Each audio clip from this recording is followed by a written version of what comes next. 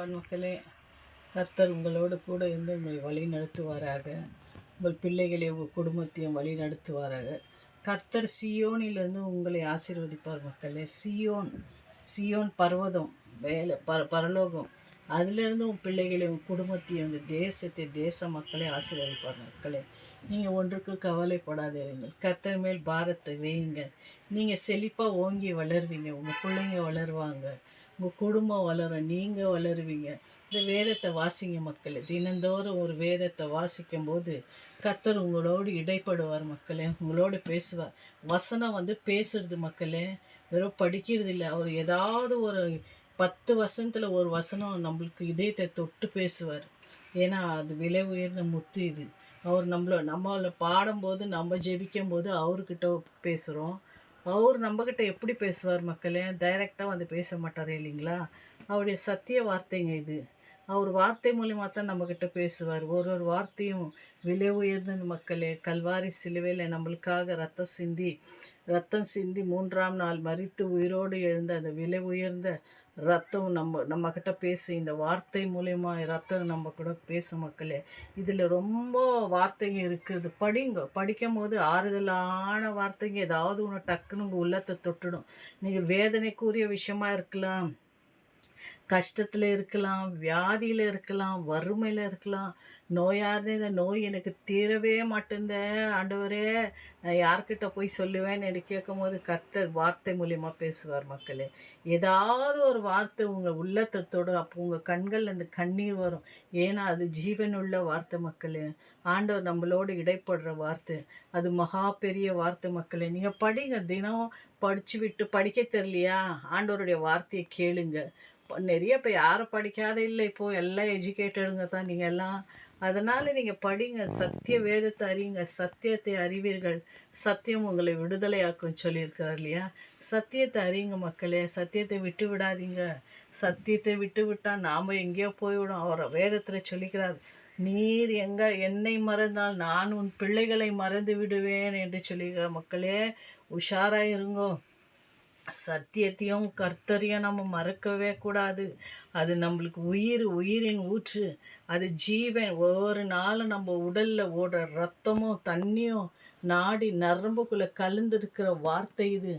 அதை நீங்கள் மறக்காதீங்க. ஏன்னா தானே உலக ஆசையில் வாழ்ந்துடாதீங்க. எல்லாமே இருக்குது எனக்கு என்ன குறை? எனக்கு ஒன்றும் குறையில. நான் ஏன் சத்தியத்தை வாசிக்கணும்?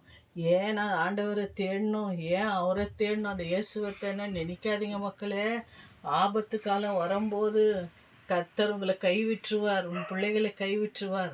அதுக்கு தான் நீங்கள் கர்த்தரை தேடணும். கர்த்தரை தேடும் போது தான் உன் பிள்ளைகளுக்கு அடைக்கலம், உங்கள் குடும்பத்துக்கு அடைக்கலம், உங்கள் பிள்ளைகளுக்கு பாதுகாப்பு. இந்த சத்திய வேதத்தான் மக்களே. யாரோ பாருங்கள், 7 மாத குழந்தைய மாதா கொடிக்கு தூக்கின்னு போனாங்களாம். அது காலையில் 5:30 மணிக்கு. ஆட்டோலேருந்து குழந்தைய பிடிங்கின்னு ஓடிட்டுருக்கிறான் மக்கள். 7 மாதத்து குழந்தையா. உஷாராக இருங்க, ஜாக்கிரதையாக இருங்க. உங்கள் பிள்ளைங்களை பாதுகாத்து கொள்ளுங்க. எங்கே போனாலும் ஜெபத்தோடு போங்க. ஆண்டவரை முன் வச்சு போங்க. அவருடைய சமூகம் உங்களுக்கு முன்பாக கடந்து போகும். உங்களை பாதுகாப்பார். உங்கள் தூதர்களை, கர்த்தருடைய தூதர்களை உங்களுக்கு அனுப்புவார் மக்களே. உங்கள் கூடவே வருவார். உன் பிள்ளைங்க கூடவே வருவார். அவர் சமூகம் கூடவே வரும். பெல்லனும் ஆபத்து காலத்தில் அனுகூலமான துணையுமானவர் மக்களே. நீங்கள் ஒன்றுக்கு கவலைப்படாதுங்க. அவரை நம்ம மேலே நம்பிக்கையாக இருங்க. சியோனிலிருந்து உங்கள் குடும்பத்தை ஆசீர்வதிக்கிறேன்னு சொல்லியிருக்காரு மக்களே. ஆனால் சத்தியத்தை ஒண்டி மறக்காதீங்க மக்களே. சத்தியத்தை தான் நீங்கள் எப்போவுமே நேசிக்கணும். இது அவருடைய வார்த்தைங்க, வல்லமுள்ள வார்த்தை. இந்த உலகத்தை படைத்த வார்த்தை மக்களே. இது வெறும் வார்த்தையில் இந்த உலகத்தை அவர் பூமியை உண்டாக்கிட்டுன்னு என்று பார்க்குறோம். நம்ம வேதத்தில் பார்க்குறோம். மக்களே, உலகத்தை உண்டாக்கின கரம் எவ்வளோ பெரிய கரமாக இருக்கும். அதிலெல்லாம் நாம் ஏமாத்துறோம். அவருக்கு முன்பாக ஒன்றுமில்லை இல்லையா? அதனால தான் சத்தியத்தை படிங்க, சத்தியத்தை அறிங்க, சத்தியத்தை பேசுங்க. கூடி சத்தியத்தை பேசுங்க. வாலிப பிள்ளைங்க பேசுங்க, வாலிப பெண்கள் பேசுங்க. குழந்தைங்களுக்கும் சொல்லி கொடுங்க. எவ்வளோ குழந்தைங்க ஆராதிக்கிறாங்க பார்த்தீங்களா? சின்ன பிள்ளைங்களாம் டிவியில். குழந்தைங்களுக்கு சொல்லி கொடுங்க. சினிமா கூத்து அது இது வேண்டாததெல்லாம் வேணாம் மக்களை. சின்ன பிள்ளைங்க சின்ன வயசுலேயே கெட்டு போயிடுறாங்க. அவங்களுக்கு உலக ஆசையை காட்டாதீங்க. கர்த்தர் மேல் நம்பிக்கையை காட்டுங்க. கர்த்தருடைய பயத்தை காட்டுங்க. அப்போ தான் அவங்களுக்கு நல்ல ஞானத்தை தருவார், பலனை தருவார், பாதுகாப்பார், கூட இருப்பார், வழி நடத்துவார், உங்கள் தேவைகளை சந்திப்பார், போகும் பாதையெல்லாம் பாதுகாத்து உங்களை வழி நடத்துவார். உன்னதமானவருடைய மறைவில் உங்களையும் உங்கள் பிள்ளைகளையும் உங்கள் குடும்பத்தையும் இந்த தேசத்தையும் மறைக்குவார் மக்களே. அவர் செட்டைன் கிளிங்க அடைக்கலம் போகுவீங்க. மக்களே, உன்னதமானவர்னா எவ்வளோ மகா பரிசுத்தர், உன்னதமானவர், உலகத்தை படைத்தவர், உலகத்தை ஜெயித்தவர், உலகத்தை உண்டாக்கினவர், சமுத்திரத்தை உண்டாக்கினவர், காற்றையும் கடலையும் அதட்டினவர், எல்லா புல் பூண்டுகளையும் விளைய செய்வர். 6 நாட்களில் உலகத்தை படித்து விட்டு 7ஆம் நாளிலே ஓய்ந்திருந்தார் என்று வேதத்தில் நம்ம ஆதியாகமத்தில் வாசிக்கிறோம் இல்லையா மக்களே. கர்த்தர் மேல் நம்பிக்கையாக இருங்க. அவர் உங்களை ஆசீர்வதிப்பார், உங்கள் பிள்ளைகளை ஆசீர்வதிப்பார், உங்களுக்கு துணையாக இருப்பார், உங்கள் தேவைகளை சந்திப்பார். பயபக்தியாக இருங்க. கர்த்தர் மேல் பயபக்தியாக இருங்க. கடைசி காலம், கொடிய காலம், பஞ்சக்காலம் வருதுன்னு சொல்லிக்கிறாங்க. ஏன்னா பணம் இருந்தாலும் நம்மளால் வாழ்ந்துட முடியாது. கர்த்தர் இருந்தால் தான் நாம் வாழ முடியும். எல்லாம் நினைக்கோங்க, எனக்கு ஒன்றும் குறைச்சல் இல்லை, எனக்கு கோடி கோடியாக சம்பாரித்து வச்சுன்னுக்கிறேன், என்னை யாரும் ஒன்றும் பண்ண முடியாதுன்னு நினைக்காதீங்க மக்களே. ஒரே ஒரு நொடியில் வாழ்க்கையை மாற்றிடுவார். ஒரே ஒரு நிமிஷத்தில் நம்ம வாழ்க்கை மாறிடும். மாறாத ஒரு தேவன் நம்ம கூட இருக்கும்போது நீங்கள் அதை நினைக்காதீங்க, கர்த்தரை நினைங்க. நினச்சி தான் பாருங்களேன். உங்கள் வாழ்க்கை பணம் இருந்தாலும் நிம்மதி இல்லாது. சில வீட்டில், ஒரு வீட்டில் பணம் இல்லாத குறை இருக்குது. என்ன செய்ய முடியும்? எல்லாமே அப்ஸ் அண்ட் டவுன் தானே இருக்கும் மக்களே.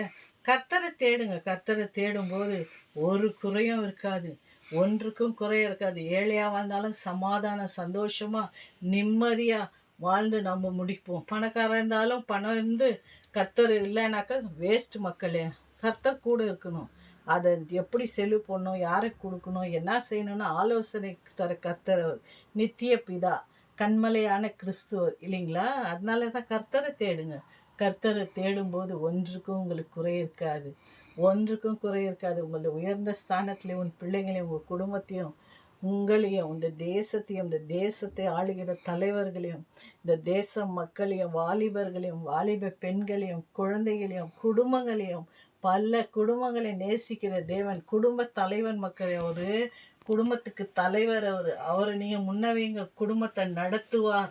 நடத்த வேண்டிய ரீதியிலே நான் உன்னை நடத்துவேன் என்று சொல்லியிருக்கார். வேதத்தில் சொல்லியிருக்குது, நம்ம சொல்லலை, அவர் சொல்லியிருக்கார். அவர் வார்த்தைக்கு கீழ்ப்படியுங்கள், சத்தியத்தை அறியுங்கள், சத்தியம் உங்களை விடுதலையாக்கும். மக்களே, ஒன்றுக்கு கவலைப்படாது. கர்த்தர் மேல் பாரத்தை வைத்து விட்டு நீங்கள் சந்தோஷமாக வாழுங்க. சரியா மக்களே? God bless you. Jesus loves you மக்களே. ஆமேன்.